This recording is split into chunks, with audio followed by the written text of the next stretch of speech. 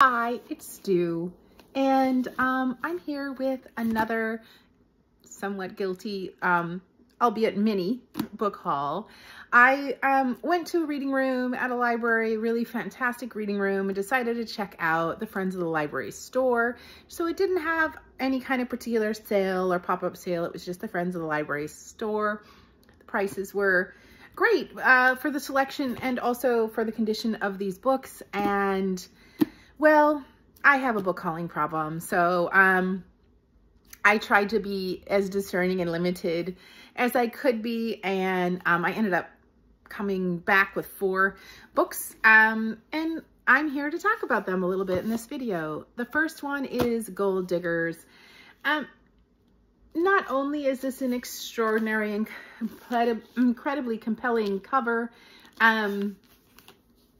with a name that I can tell is a play on words and satirical, and even the back side or the side that I was facing is compelling. It has a ton of blurbs by authors who I am now becoming well-read enough to be familiar with, and I understand that's some of that's going to change in the U.S. publication market.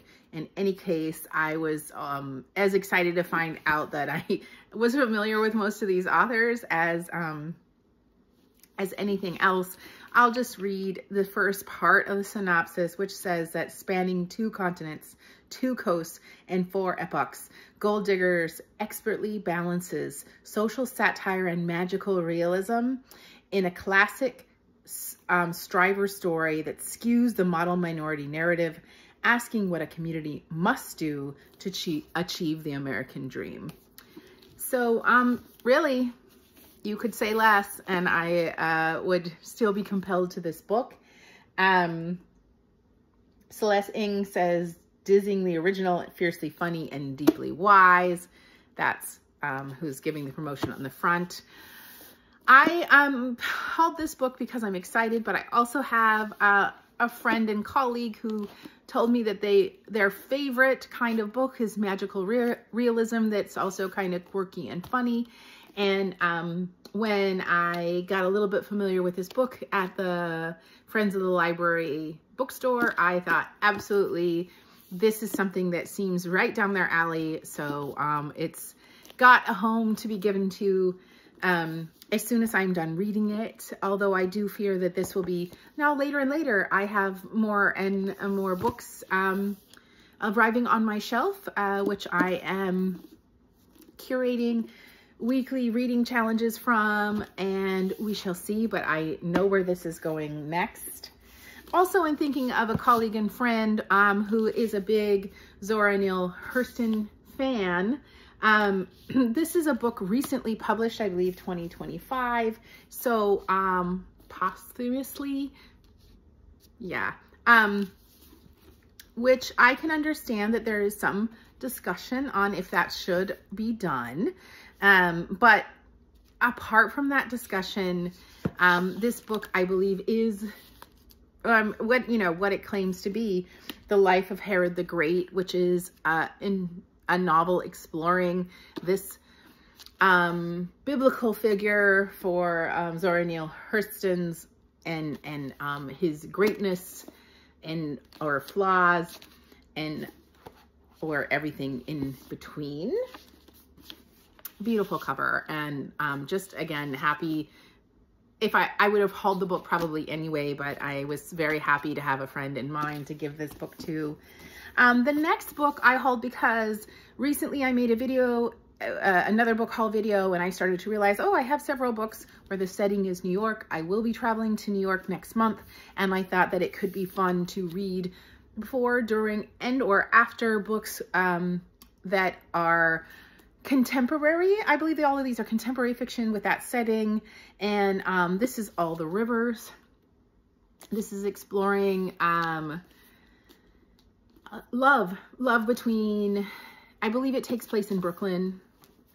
No, Greenwich Village. In any case, it's exploring the love between an Israeli American and a Palestinian American, and everything that, all of the challenges and all of the expectations and all of the everything that that could entail.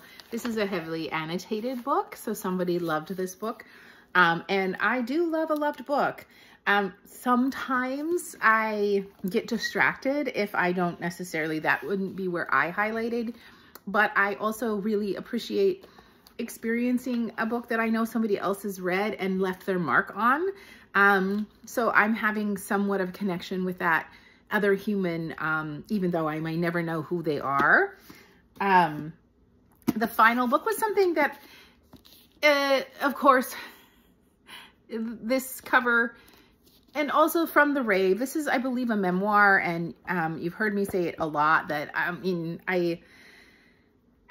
not into nonfiction and or memoirs right now, but I've been dabbling a little bit more, and I want to stay open-minded. I want to give it a chance, and this is certainly the kind of book that I would like to give a chance to. I imagine that this and a few other books will end up on TBRs during Pride Month.